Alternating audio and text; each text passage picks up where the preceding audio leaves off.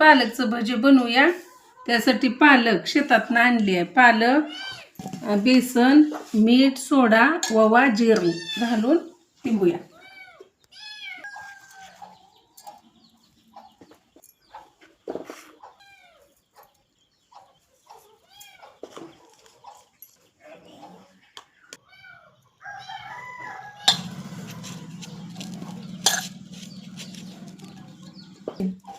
आता पालकसाठी बेसन तिंबून घेतलंय.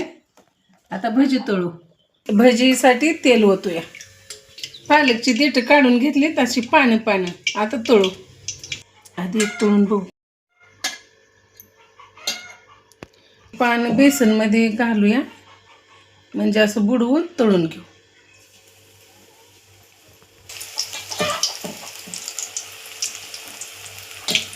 आता आपण पलटून घेऊ.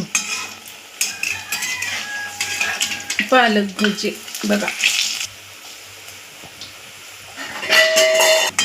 हो का, आपली भजी तयार झाली. ती काढून घेऊ. बघा कसं कडक कडक मस्त.